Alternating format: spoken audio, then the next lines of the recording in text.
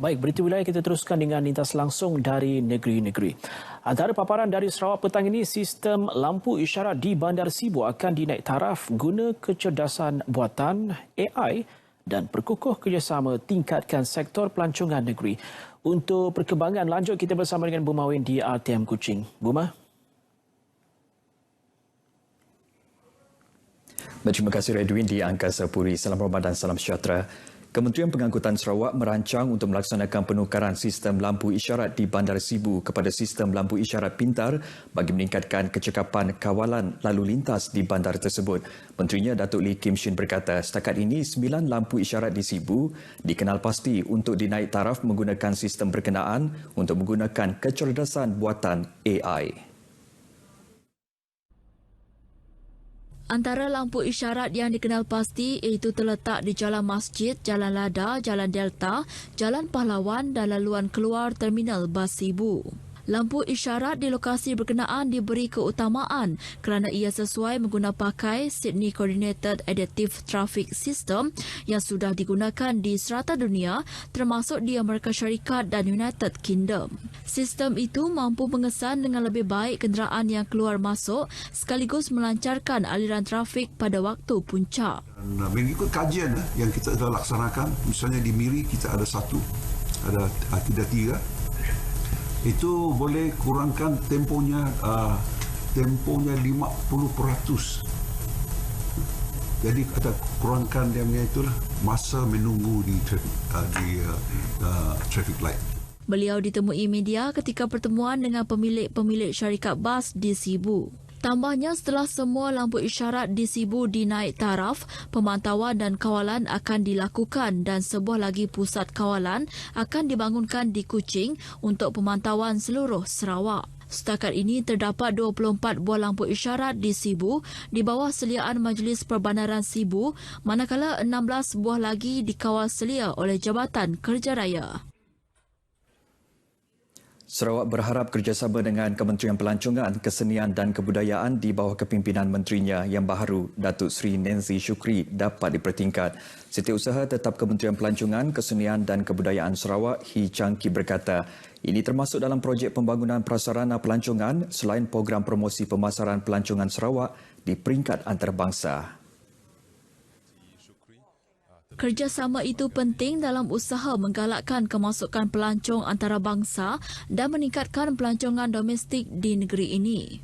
Ini memang satu berita baik dan kita di Kementerian Pelancongan Kesenian Kebudayaan di Sarawak memang kita nampak ini sebagai satu peluang yang sangat baik dan juga sangat besar untuk bekerjasama di antara Sarawak dengan pihak persekutuan dari segi pelancongan, dan harap kita akan mempertingkatkan lagi apa-apa jua kerjasama dan juga perhubungan yang baik di antara Sarawak dengan persekutuan.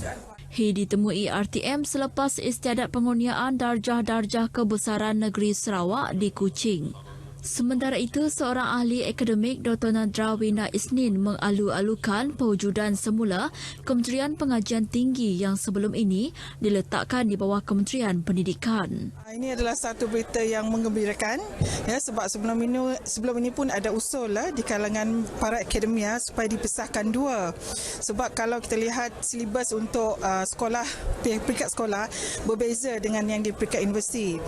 Namun walaupun ada perbezaan di situ, tetapi perlu ada keselarasan lah, maknanya kesinambungan daripada peringkat sekolah sehingga ke peringkat menengah dan sampai ke pihak peringkat universiti, macam itu. Dialu-alukan, amat dialu-alukan. Dr. Nadra Wina yakin Kementerian Pengajian Tinggi di bawah teraju Datuk Dr. Noraini Ahmad akan mempunyai visi tersendiri dalam meningkatkan taraf pendidikan tinggi di negara ini. 146 individu menerima pingat dan darjah kebesaran Sarawak pada istiadat pengurniaan darjah-darjah kebesaran negeri di Astana Negeri Sarawak pagi tadi. Istiadat pengurniaan disempurnakan Yang di-Pertuan Negeri Tun Pehin Sri Abdul Taib Mahmud. Timbalan Bendahari Parti Persaka Bumi Putera Bersatu Cawangan Telan Usan Peter Jalon Usang yang merupakan antara 5 penerima Johan Bintang Kenyalang mendahului senarai penerima. Setiausaha Tetap Kementerian Pelancongan, Kesenian dan Kebudayaan dicangki pula antara 3 penerima pingat perkhidmatan cemerlang. Manakala 8 lagi individu dianugerahkan Pegawai Bintang Sarawak. Mereka termasuk Ahli Parlimen Kota Semarahan Rubiah Wang dan Ahli Dewan Undangan Negeri Tupong Fazruddin Abdul Rahman. Pegawai Bintang Kenyalang dianugerahkan kepada 13 individu, 26 lagi menerima pingat perkhidmatan bakti, 25 menerima Ahli Bintang Sarawak, 17 penerima Ahli Bintang Kenyalang, 29 penerima pingat perkhidmatan terpuji dan 20 penerima Bentara Bintang Sarawak. Turut hadir istiadat pengurniaan isteri Yang di-Pertuan Negeri Tuan Datuk Patinggi Ragat Kudi Taib dan Setiausaha Kerajaan Negeri Datuk Amar Jau Sameon.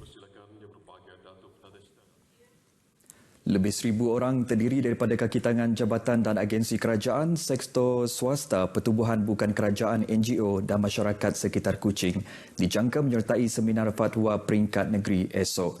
Seminar sehari anjuran Jabatan Mufti Negeri Sarawak itu akan berlangsung di Dewan Kompleks Islam Kuching. Pengarah Jabatan Mufti Negeri Sarawak, Ustaz Haji Mu'al Haji Suud berkata, ia diadakan antara lain memberi penerangan mengenai fatwa dan penjelasan hukum kepada ummah selain mendekati dan merapatkan jalinan hubungan mesra dua hala kepada masyarakat akar umbi. Daripada seminar ini ialah supaya masyarakat memahami tentang fatwa-fatwa yang telah diputuskan oleh Lembaga Fatwa Negeri Sarawak, dan kita berharap agar para peserta dapat memahami bagaimana fatwa ini dikeluarkan dan supaya masyarakat kita dapat mengamalkannya dalam kehidupan sebagai satu panduan kehidupan. Beliau menyatakan demikian dalam siaran langsung Cerita Pagi Sarawak menerusi saluran 123 My Freeview di Dewan Kompleks Islam Kuching. Jelasnya sebagai agensi kerajaan negeri yang bertanggungjawab dalam urusan kefatwaan, seminar tersebut juga diadakan bagi memperjelas peranan dan tanggungjawab Jabatan Mufti Sarawak dalam mensejahterakan ummah. Selain Ustaz Haji Mu'al, pembentang kertas kerja dalam seminar tersebut termasuk Mufti Negeri Sarawak, Sahibu Samahah Datuk Haji Kibli Haji Yassin, Mufti Negeri Sabah, Sahibu Samahah Datuk Bungsu Aziz Jaafar dan Mufti Kerajaan Negeri Kelantan, Datuk Haji Muhammad Syukri Muhammad. Pasukan Gerakan Am PJA Batalion 11 Sarawak mencatatkan jumlah kenaikan pangkat paling ramai dalam sejarah pasukan tersebut. Komander Brigade PJA Sarawak Datuk Kau Kok Chin mendedahkan seramai 109 daripada 667 anggota dinaikkan pangkat ke peringkat sarjan, meja, sarjan meja dan sub-inspektor. Jumlah berkenaan bersamaan dengan 16.34% daripada keseluruhan yang menghadiri temu duga.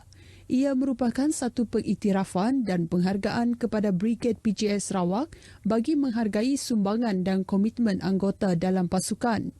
Beliau memberitahu demikian ketika Perhimpunan Bulanan dan Majlis Pemakaian Pangkat Pegawai Rendah Polis peringkat Ibu Pejabat Brigade Sarawak dan Batalion 11 PJA di Markas PJA Batu Kawah Kuching. Baik, sekian sahaja sumbangan berita dari Sarawak. Terus ikuti perkembangan berita wilayah petang ini bersama Redwin di Angkasa Puri. Silakan Redwin. Baik, terima kasih Buma untuk laporan dari RTM Kuching itu tadi.